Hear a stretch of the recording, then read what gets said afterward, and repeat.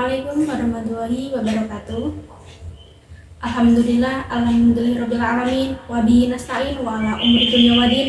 Assalatu wassalamu ala asyrofil anbiya'i wal mursalin sayyidina wa maulana Muhammadin. Amma ba'd. Pertama-tama marilah kita panjatkan puja dan puji syukur kita kepada kehadirat Allah Subhanahu wa taala yang telah melimpahkan rahmat, taufik, hidayah serta inayah kepada kita semua, serta nikmat iman dan Islam kepada kita semua. Salawat serta salam tak lupa kita curah limpahkan kepada junjungan Nabi Agung Muhammad SAW.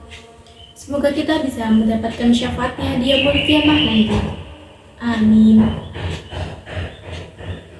Pada kesempatan kali ini saya akan menyampaikan pidato mengenai Islam bukanlah agama perang, melainkan Islam adalah agama perdamaian. Pada zaman sekarang ini, kita sering menghadapi berbagai persoalan, terutama dalam bidang politik dan ekonomi. Dengan adanya politik dan ekonomi, kita sering menghadapi berbagai ancaman, luasnya kekacauan dan maraknya kejahatan, dan pertumpahan darah yang mengatasnamakan agama Islam. Padahal, sejatinya teman-teman, agama Islam bukanlah agama perang, melainkan agama rahmatan lil alamin, agama perdamaian. Teman-teman yang berbahagia, sesungguhnya Allah Subhanahu wa taala tidak pernah menurunkan agama Islam sebagai bentuk kekacauan bagi umat manusia ataupun untuk menakut-nakuti manusia. Tetapi Allah Subhanahu wa taala menurunkan agama Islam sebagai cahaya petunjuk, sebagai rahmatan lil alamin, dan juga bentuk rasa kasih sayang kepada kita semua. Teman-teman yang berbahagia, sebelumnya, apakah teman-teman tahu berapa total kehidupan Nabi Muhammad sebagai Nabi dan Rasul? Total kehidupan Nabi Muhammad sebagai Nabi dan Rasul adalah 23 tahun. Artinya, jika dikalikan 365 hari yang didapat adalah 8.300 sekian kehidupan Nabi Muhammad sebagai Nabi dan Rasul. Sedangkan yang digunakan untuk berperang adalah 80 sekian hari. Artinya, hanya ada 1% total kehidupan Nabi Muhammad sebagai Nabi dan Rasul yang digunakan untuk berperang. Sisanya, 99% kehidupan Nabi dan Rasul digunakan untuk dua misi. Yang pertama, menebarkan rahmat dan menyebarkan akhlak. Dikatakan dalam Al-Quran surat Al-Anbiya ayat 107. A'udzubillahi minasyaitonirrajim. Bismillahirrahmanirrahim. Wa ma arsalnaka illa rahmatan lil alamin. Artinya apa? Kami tidak mengutus engkau Muhammad kecuali untuk menebarkan rahmat bagi seluruh alam. Bagi seluruh alam, bukan untuk manusia muslim saja. Bagi semesta alam. Bahkan Nabi juga menjadi rahmat bagi manusia non-muslim, bagi juga binatang dan tumbuhan. Bahkan Nabi juga menjadi rahmat bagi benda-benda mati. Dikatakan juga dalam hadis Nabi, innama bu'itsu liutammima makarimal akhlaq. Aku hanya diutus untuk menyempurnakan akhlak. Artinya apa? Akhlak yang baik sebelum Nabi itu pertahankan dan sempurnakan. Tetapi akhlak yang kurang baik Nabi perbaiki, dan akhlak yang buruk Nabi ganti dengan akhlak yang baik dari Nabi Muhammad SAW. Teman-teman yang berbahagia, jika kalian mau membaca buku sejarah mengenai Islam dan mau mengamati pengajaran-pengajaran di lembaga pendidikan Islam seperti Madrasah Aliyah, Sanawiyah, bahkan pondok pesantren, pasti diceritakan tentang perang dalam Islam. Mulai dari perang Badar sampai perang Uhud. Padahal sejatinya teman-teman,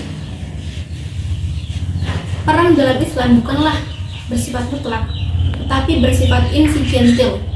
Artinya, perang itu dibatasi dan peperangan ada atas izin Allah Subhanahu wa taala.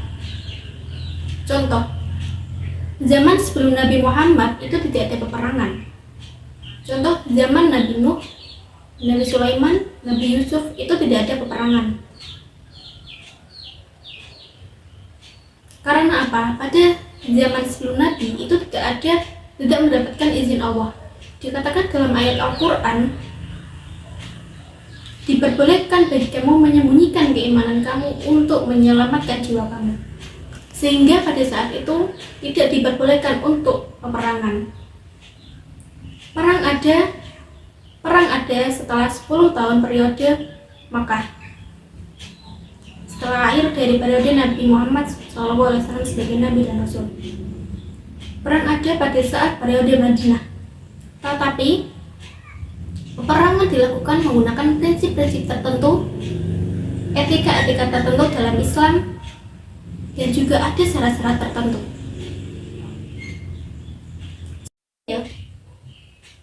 Kita bisa dapati prinsip, etika, dan syarat-syarat dalam perang dalam surat Al-Baqarah ayat 190.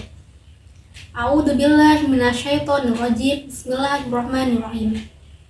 Faqatilu fi sabilillahi alladzi yuqatilunakum wa la ta'tadu. Innahu la yuhibbul mu'tadin.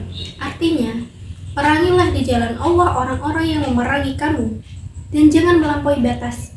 Sungguhnya Allah tidak menyukai orang-orang yang melampaui batas. Artinya, perang itu sebagai bentuk pertahanan, bukan untuk menyerang. Artinya apa? Perang diperbolehkan dan dibenarkan jika umat Islam mengalami agresi dari pihak luar. Bahkan saya sendiri tidak pernah menemukan dalam buku apapun, dalam buku sejarah manapun yang mengatasnamakan Islam merupakan agama kejahatan dengan siksaan yang berat, baik di dunia maupun di akhirat. Terus bagaimana mungkin bisa dikatakan Islam agama perang?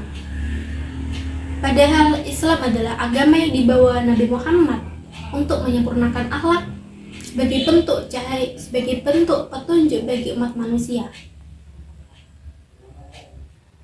Islam juga melarang pembunuhan, perjudian online, bunuh diri. Bahkan Islam juga melarang manusia untuk menakut-nakuti, meskipun itu sebagai bahan bercanda. Jadi teman-teman, kita harus bisa membandingkan antara akhlak dan nilai yang diajarkan dalam Islam. Dan kita juga harus berpegang teguh kepada Al-Quran dan hadis dari Rasulullah SAW. Sekian pidato yang dapat saya sampaikan. Akhir kata, semoga pidato yang dapat saya sampaikan bermanfaat bagi semua orang. Bye-bye.